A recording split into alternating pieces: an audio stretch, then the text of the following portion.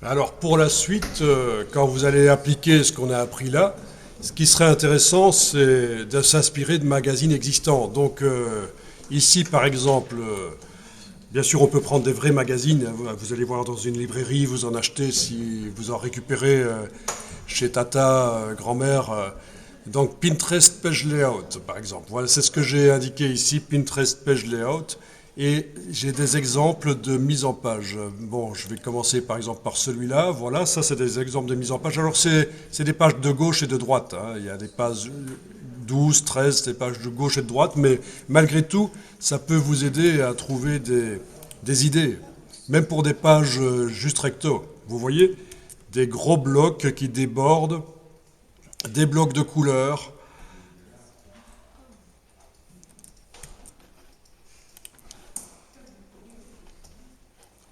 Ceci, voilà, il y a plein de choses intéressantes. Ceci, c'est intéressant, hein, juste des blocs tournés.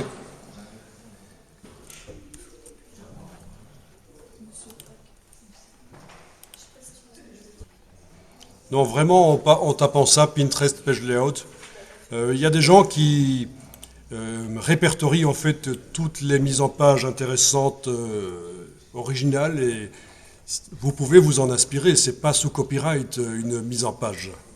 C'est pas interdit, c'est pas sous copyright. Vous pouvez très bien vous en inspirer de ces mises en page. Il y en a des milliers. Et alors, en fonction du sujet qu'on veut traiter, c'est parfois des mises en page un peu différentes.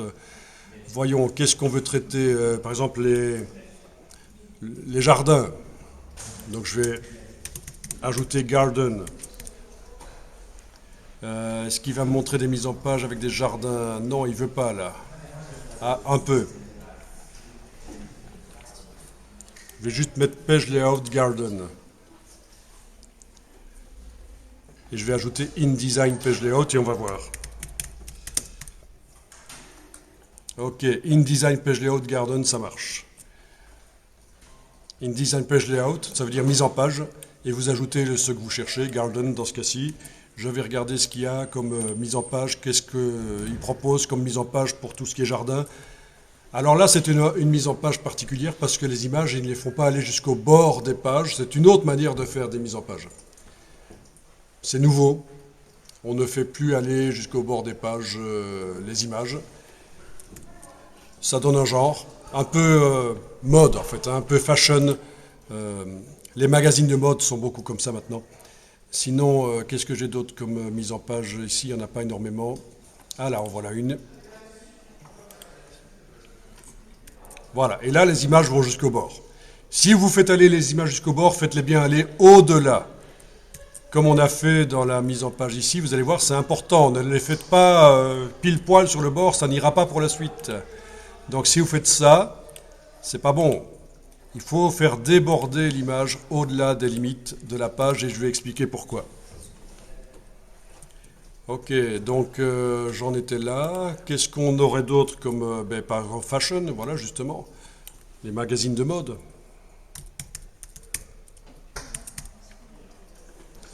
Qu'est-ce qu'on a comme mise en page d'habitude dans les magazines de mode? Ben voilà des exemples de mise en page, vous voyez. Comme je vous disais, les images ne vont pas jusqu'au bord. Avant, on ne faisait pas ça, hein. Il y a encore 2 3 ans, c'était très rare quand on voyait des images qui n'allaient pas jusqu'au bord. Mais maintenant, ça se fait. Voilà. Des images qui ne vont pas jusqu'au bord. Par contre, les fonds colorés vont au-delà de... Pas toujours, mais il y en a qui y vont.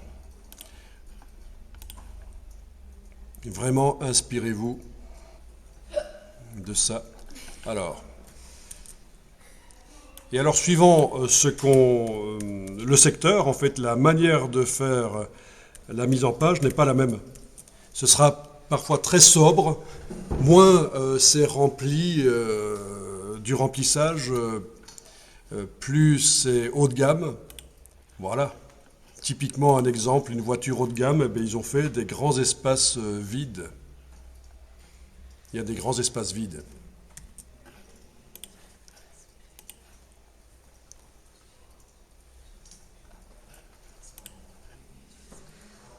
Oui, dès qu'on veut faire haut de gamme, on fait des grands espaces vides. C'est l'astuce.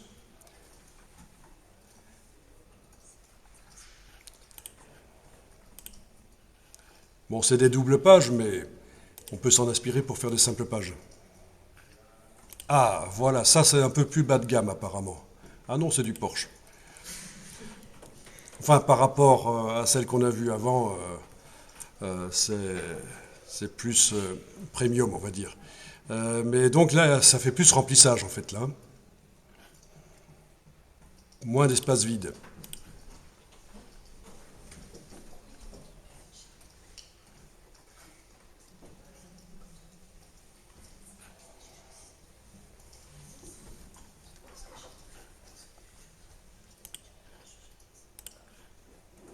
Parfois, c'est un exercice qu'on fait dans InDesign, on prend un magazine et on refait la mise en page, mais avec des images et des contenus différents. Et c'est pas un problème, puisqu'il n'y a pas de copyright, il n'y a pas de droit d'auteur sur les mises en page. Vous voyez, donc des choses très intéressantes avec des blocs en couleur qui passent derrière le texte, un bloc en couleur transparent qui passe derrière le texte et devant l'image.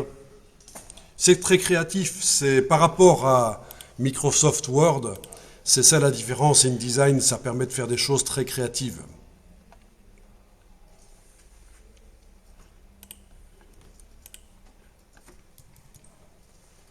Ah oui, pour la cuisine. Souvent beaucoup de vide, parce que ça fait propre. Ça fait propre, le vide. On aurait tendance à vouloir tout remplir pour ne pas gâcher, mais en fait, le vide est très important en mise en page. Vous voyez, beaucoup de vide. On n'hésite pas. Et alors aussi, quelque chose qu'on n'a pas encore fait, c'est espacer les lignes, l'interlignage, augmenter l'interlignage. Ça aussi, c'est intéressant, ça donne un côté plus haut de gamme quand on augmente l'interlignage. Mais on n'a pas encore vraiment travaillé le texte dans les paragraphes. Donc tout ça pour dire, oser faire du vide. Alors, vous allez dire, mais comment est-ce qu'on pourrait faire du vide ici? Comment est-ce qu'on pourrait faire du vide? Ben, éventuellement, avec des blocs qui sont vides et qui se superposent, éventuellement. Un bloc qui se superpose en mode habillage. Voilà. Ça repousse à la colonne suivante. Voilà.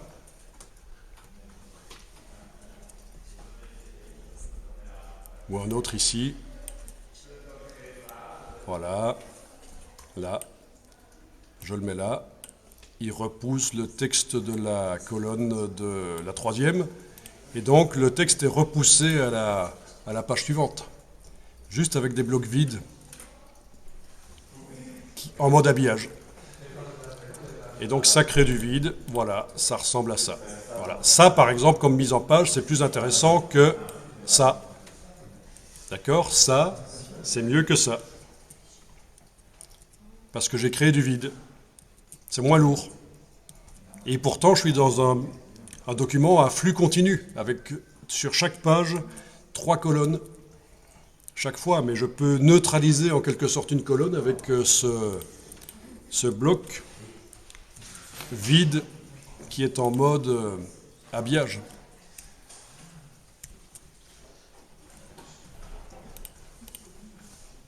Voilà.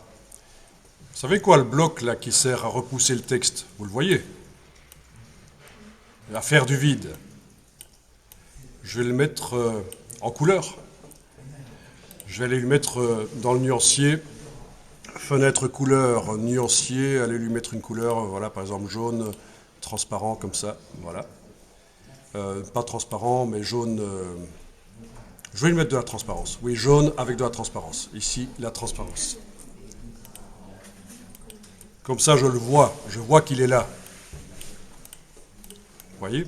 Je vois qu'il est là, qu'il repousse le texte. Il est là, parce que sinon, s'il n'a pas de couleur, je ne le vois pas.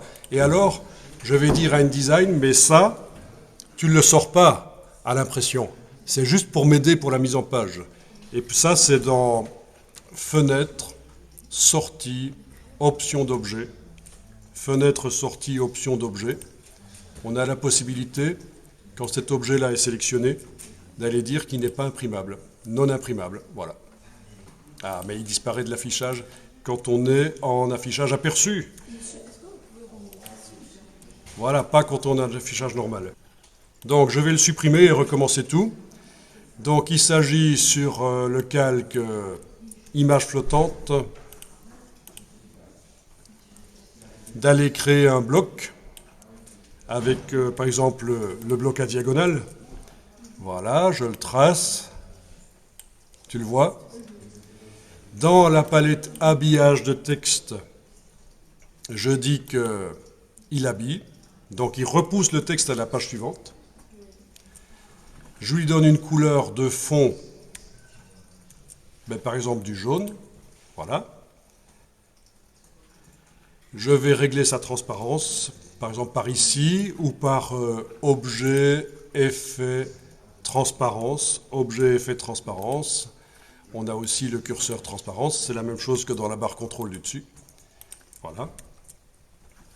OK. Donc là, même quand il n'est pas sélectionné, je vois qu'il est là. D'accord ? Et alors, ce que j'ai dit, c'est que je ne vais quand même pas sortir le jaune transparent là à l'impression. Hein. Donc je suis allé chercher, pendant que le bloc est sélectionné, là, je suis allé chercher Fenêtre, Sortie, Options d'objet. Fenêtre, Sortie, Options d'objet. Et j'ai dit, tiens, tu ne l'imprimes pas. Non imprimable. Et ça se voit déjà maintenant. Quand je suis en affichage normal, je le vois. Si je passe en affichage aperçu qui me simule un peu l'impression, il n'est pas là. Normal, aperçu. Et alors bien sûr, ce bloc, on n'est pas obligé de chaque fois refaire l'opération. Hein. Je peux faire ceci. Je le sélectionne, édition, copier. Je vais sur la page suivante. Édition, coller. Et le voilà, et je le redimensionne. Donc il ne faut pas chaque fois refaire, en fait. Hein. Il ne faut pas chaque fois refaire toute l'opération. On peut copier-coller le bloc sur différentes pages.